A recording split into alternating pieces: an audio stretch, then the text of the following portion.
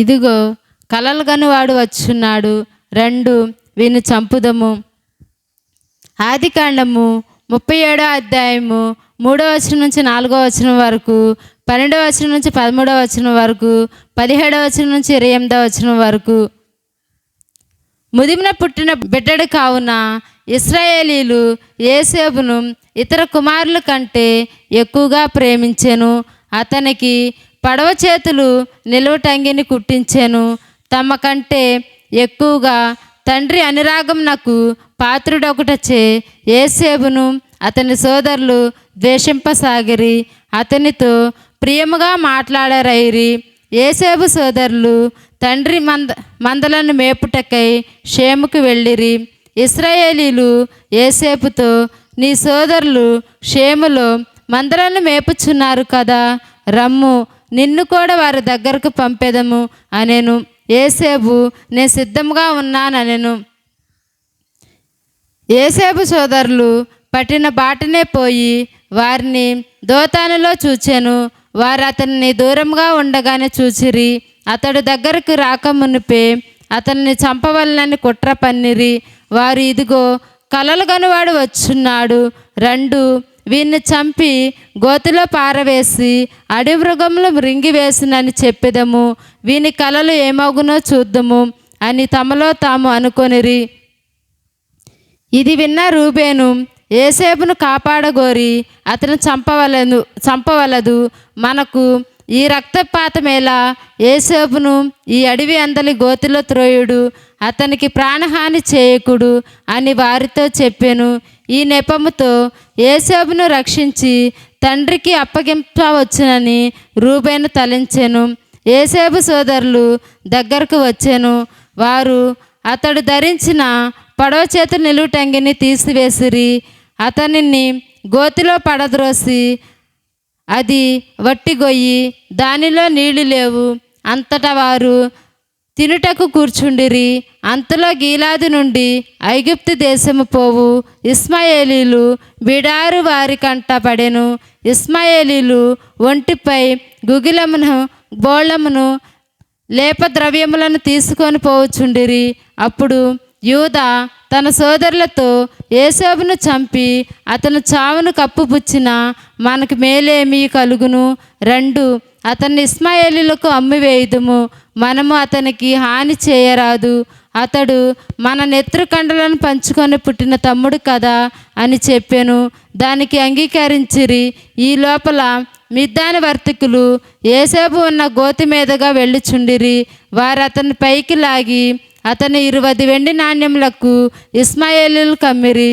ఇష్మాయేలీలు యోసేపును ఐగుప్తు దేశమునకు కొనిపోయిరి. ఇది ఏలిన వారి వాక్కు. ప్రియమైన సహోదరి సహోదరులారా, యాకోబునకు 12 మంది సంతానము. ఆ 12 మంది సంతానములో యోసేపును మాత్రమే మిక్కుటముగా ప్రేమించాడు. ఎందుకు? యోసేపునకు 10 మంది అన్నలు, ఒక తమ్ముడు, 11 మంది ఉన్నారు. కానీ యోసేపునకు తమ్ముడు అంటేనే ఎక్కువ ప్రేమ. ఎందుకు? Praise the lord, praise the lord, praise the lord. ప్రియమైన సహోదరి సహోదరులారా, యాకోబు గారు కానీ యోసేపు గారు కానీ మనకంటే అతీతమేమీ కాదు. ఇదే సందర్భాన్ని ప్రతి ఒక్క ఇంటిలో కూడా మనం చూడవచ్చు. ఒక తండ్రికి 2, 3, 4 కుమారులు బిడ్డలు ఉండవచ్చు. కానీ నువ్వు అడిగితే నీకు ఎవరంటే ఇష్టమంటే, పైకి మాత్రం నాకు అందరి ఇష్టమే, నాకు కలిగిన బిడ్డలు కాబట్టి నాకు అందరి ఇష్టమే, అందరూ సమానమని పైకి చెప్పవచ్చు. కానీ లోపల ఉంటుంది ఏ బిడ్డ అంటే ఎక్కువ ఇష్టమో. ఇది ఖచ్చితంగా అంగీకరించి తీరాలి. రెండవది, బిడ్డలను అడిగామనుకోండి, ఇంట్లో ఉన్న పిల్లలను అడిగామనుకోండి, నీకు ఎవరంటే ఇష్టం, అమ్మ అంటే ఇష్టమా, నాన్న అంటే ఇష్టమా అంటే మొదట వచ్చేది ఇద్దరు ఇష్టమేనండి అంటారు. కానీ వాళ్ళకు కూడా తెలుసు అమ్మ ఇష్టమో నాన్న ఇష్టమో, ఇద్దరు ఇష్టమైన కానీ కొంచెము వ్యత్యాసం ఉంటుంది.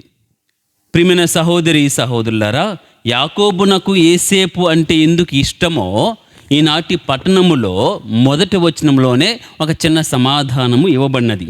చదవండి, ఆదికాండము 37వ అధ్యాయము 3వ వచనం. ముదిమిన పుట్టిన బిడ్డడు కావున ముదిమిన పుట్టిన బిడ్డడు కావున ఇజ్రాయేలు యోసేపును ఇతర కుమారుల కంటే ఎక్కువగా ప్రేమించెను. ముదిమిన పుట్టిన బిడ్డడు అంటే చివరిలో పుట్టిన బిడ్డ అని అర్థం. చివరి ఆఖరిలో పుట్టిన బిడ్డ. అదైతే వాస్తవము కాదు. ఎందుకనా కలిగిన 12 మంది సంతానములో 11వ సంతానముగా యోసేపు గారు జన్మించారు. యోసేపు గారి తర్వాత మరొకరు ఉన్నారు, వారే బెన్యామీను, చిన్నవాడు. అప్పుడు యోసేపు గారు ముదిమిన పుట్టిన బిడ్డ కానేరడు. అయినప్పటికీ యోసేపు అంటే ఎక్కువ ప్రేమ. మరొక జవాబు ఏమిటంటే, యాకోబు ఎవరిని ఎక్కువగా ప్రేమించాడో మన బైబిల్లో చదవవచ్చు. Praise the lord. యాకోబునకు 4 భార్యలు. ఎంతమంది? 4 భార్యలు. మొదటి ఆమె పేరు లేయా, రెండో ఆమె పేరు రాహేలు, మూడో ఆమె, 4వ ఆమె లేయా రాహేలుతో వచ్చినటువంటి దాసి బాలికలు, పనిచేసేవాళ్ళు. వృత్తాంతం ఏమిటంటే, లాబాను దగ్గరికి యాకోబు వెళ్ళినప్పుడు యాకోబు ఈ 2 బిడ్డలను చూస్తాడు, లేయా రాహేలు, 2 ఆడపిల్లలు. కానీ రాహేలునే ప్రేమిస్తాడు. ఆమె అంటే ఎక్కువ ప్రేమ. ఆమె కోసము ఒప్పందం చేసుకుంటారు. ఏమని? నేను గనక 7 సంవత్సరాలు ఇక్కడ ఊడిగం చేస్తే మీ అమ్మాయిని ఇస్తావా అంటే లాబాను ఒప్పుకుంటాడు. సంతోషమే, నువ్వు ఇష్టపడుతున్నావు, అమ్మాయి ఇష్టపడుతుంది కాబట్టి 7 సంవత్సరాలు నా దగ్గర పనిచేయి ఉచితముగా. 7 సంవత్సరాలు ముగిసిన తర్వాత నీకు మా అమ్మాయినిచ్చి పెళ్లి చేస్తాము. ఒప్పందం ప్రకారము 7 సంవత్సరాలు ఊడిగం చేస్తాడు యాకోబు గారు. 7 సంవత్సరాలు అయిపోయిన తర్వాత పెళ్లి సమయం వస్తుంది. యాకోబు నాకు తెలియకుండా లాబాను ఏం చేస్తాడంటే రాహేలుకు బదులు లేయానిచ్చి పెళ్లి చేస్తాడు. యాకోబు గారు ప్రశ్నిస్తాడు, ఏంటి మామా నువ్వు చేసిన పని? నేను ప్రేమించింది రాహేలునైతే నువ్వు నా దగ్గరికి లేయాని ఎందుకు పంపించావు? ఇది పద్ధతి కాదు కదా అని ప్రశ్నించినప్పుడు వాళ్ళ మామగారు సమాధానం ఇస్తాడు, అయ్యా మా ఆచారం ప్రకారము పెద్దమ్మాయికి పెళ్లి చేయకుండా చిన్నపిల్లకి పెళ్లి చేస్తే అది ఒప్పుకోరు. రెండవది, చిన్నపిల్లకి పెళ్లి చేసి పెద్ద అమ్మాయిని అలా వదిలిపెడితే ఇక సంబంధాలు రావు. ఏ లోపం ఉందో ఏదేదో మాట్లాడుకుంటారు, అలా కుదరదు. పెద్దమ్మాయికి చేసిన తర్వాతే చిన్నమ్మాయికి చేస్తాం. కాబట్టి అందుకే నీకు లేయాని ఇచ్చానని సమాధానం ఇస్తాడు. మరి నేనేం చేయాలి? నేను ప్రేమించింది రాహేలును కదా అంటే మరలా ఒప్పందం, ఇంకొక 7 సంవత్సరాలు ఊడిగం చేయి, అప్పుడు రాహేలుని ఇస్తా. ప్రేమించాడు కదా, రాహేలు మీద మనసు పడ్డాడు కదా, ఇంకంతే ఆమెను చూసుకుంటూ 7 సంవత్సరాలు పనిచేస్తాడు. 7 సంవత్సరాలు అయిపోయిన తర్వాత రాహేలును కూడా పెళ్లి చేసుకుంటాడు. అంటే ప్రేమించిన అమ్మాయి కోసం 14 సంవత్సరాలు ఉచితమ్మగా పనిచేశాడు, ఉచితమ్మగా ఊడిగం చేశాడు. రాహేలు అంటే అంత ఇష్టం యాకోబు గారికి. లేయాకేమో 6 మగబిడ్డలు పుట్టారు, రాహేలుకేమో ఎవ్వరూ పుట్టలేదు. సహజంగా ఏమవుతుంది, పిల్లలు కలిగిన వరకు కూడా భార్యాభర్తల మధ్య సన్నిహితం బాగానే ఉంటుంది. ఎప్పుడైతే బిడ్డలు కలుగుతారో కొంచెం గ్యాప్, ఎడబాటు వస్తుంది. అప్పుడు వరకు కూడా బయటికి పోతే ఆ ముఖం చూస్తేనే బయటికి వెళ్తాడు, బాయ్ బాయ్ చెప్పాలి. పిల్లలు కలిగారు అనుకోండి, వాళ్ళని ముద్దు పెట్టుకుని వెళ్ళిపోతాడు. ఇంట్లో రాగానే వాళ్ళ దగ్గరికి వెళ్తాడు, ఈమె దగ్గరికి వెళ్ళడు, వాళ్ళ దగ్గరికే వెళ్తాడు. అప్పుడు సహజంగా భార్యాభర్తలకు చిన్న మనస్పర్ధలు వస్తాయి. అదే పరిస్థితిని రాహేలు అనుభవించింది. యాకోబు గారు లేయాతో, లేయాకు పుట్టిన బిడ్డలతో ఆడుకోవటం, వాళ్ళతో సన్నిహితంగా ఉండటము, వాళ్ళతోనే సమయం ఎక్కువగా గడపటం అనేది రాహేలు భరించలేకపోయింది. కడుపు మంట. ఈ కడుపు మంటలో ఆవేశంతో ఏం చేసిందంటే తన దగ్గర ఉన్న దాసిని తీసుకుని వెళ్ళి, ఇదిగో ఈమెతో కాపురం చేసి బిడ్డలను కను, వాళ్ళు నా బిడ్డలు అవుతారు, నేను కూడా తల్లిలా ఫీల్ అయిపోతాను, నువ్వు ఎప్పుడు వాళ్ళ దగ్గర ఉంటున్నావు అని చెప్పేసి ఆ కోపం మీద, ఆవేశం మీద దాసిని తీసుకుని వెళ్ళిపోయి పెళ్లి చేస్తుంది. లేయా తక్కువ తినదా? లేయా కూడా తన దాసిని ఇచ్చేస్తుంది మరలా. అలా ఇద్దరు మామ కూతురులతో వచ్చినటువంటి ఇద్దరు దాసి బాలికలు, మొత్తం 4 పెళ్లి జరుగుతుంది. లేయాకు ద్వారా 6 మగబిడ్డలకు జన్మిస్తే ఈ దాసి బాలికల ద్వారా చిరాకు 4 పుడతారు. ఇంకా పుట్టనిది ఎవరికి? గొడ్రాలుగా మిగిలింది ఎవరంటే రాహేలే. చివరికి దేవుడు కరుణించి రాహేలు ద్వారా ఒక మగబిడ్డను దేవుడు వాళ్ళకి ఇస్తాడు. అలా కలిగిన వ్యక్తే యోసేపు గారు. ఈ యోసేపు కోసమే ప్రార్థన చేశారేమో, లేక పుట్టిన వ్యక్తి, గొడ్రాలుగా ఉన్న ఆమెను దేవుడు దీవించి యోసేపు గారిని కలిగించారు. ముందు రాహేలు అంటే ఇష్టము, ఆ ఇష్టము కాస్త లేక పుట్టిన బిడ్డ మీదకి వెళ్ళిపోయింది. యోసేపు అంటే ఇంకా ఇష్టం. Praise the lord, praise the lord. ఎందుకు ఇష్టం అంటే ముందు రాహేలు వాళ్ళ అమ్మగారు ఇష్టం, తర్వాత ఆమెకు లేక పుట్టాడు కాబట్టి యోసేపు గారంటే యాకోబు గారికి మరీ ఎక్కువ ఇష్టము. ప్రియమైన సహోదరి సహోదరులారా, మొదటిది ఏమిటంటే తండ్రికి 12 మంది బిడ్డలు ఉన్నా ఒకరిని మాత్రమే ఇష్టపడ్డాడు. ఒకరంటేనే ఎక్కువ ప్రేమ. రెండవది, యోసేపు గారు కూడా ఒక చక్రవర్తిగా ఉన్నప్పుడు ఐగుప్తులో యొక్క ఫరో రాజు గారు తర్వాత 2వ స్థానాన్ని ఆక్రమించినటువంటి పొందుకున్నటువంటి యోసేపు గారు అన్నలు వచ్చినప్పుడు ప్రశాంతంగా ఉన్నాడు. అన్నలందరూ వచ్చారు, గమనించాడు, వీళ్ళు ఖచ్చితంగా నా వాళ్ళే అనుకున్నాడు. బయటపడలేదు. వాళ్ళ యొక్క సంభాషణ ద్వారా తెలుసుకున్నాడు ఏమని? పిల్లవాడు బెన్యామీను ఉన్నాడు, వాడు ఇంకా బ్రతికే ఉన్నాడు అని చెప్పగానే అప్పటి వరకు ప్రశాంతంగా ఉన్న యోసేపు గారు తమ్ముడు అనగానే ఎక్కలేని ప్రేమ వస్తుంది. వీళ్ళు కూడా అన్నలే, కానీ బెన్యామీన్ అంటేనే ఎక్కువ ప్రేమ. ఏం చేస్తాడు? గోతాల్లో పాత్రలు పెట్టేసి దొంగతనం నెపం వేసేసి, మీరు ఖచ్చితంగా పిల్లవాడిని ఇక్కడ వదిలిపెట్టిపోండి, వాడు ఉండాలి నా దగ్గర అని కండిషన్ పెడతాడు. కేవలము ఒక తల్లికి పుట్టిన బిడ్డలు కాబట్టే,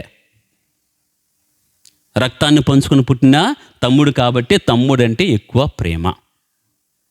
praise the lord, praise the lord.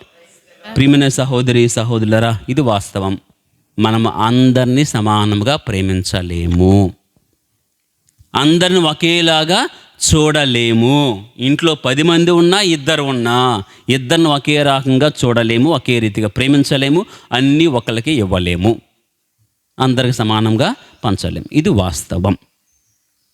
కానీ ఒక్కడే ఒక్కడు, ఒకే ఒక్కడు నిన్ను, నన్ను, లోకాన్ని, ప్రతి జీవిని సమానంగా ప్రేమించిన వాడు ఒక్కడే, ఆయనే యేసుప్రభు.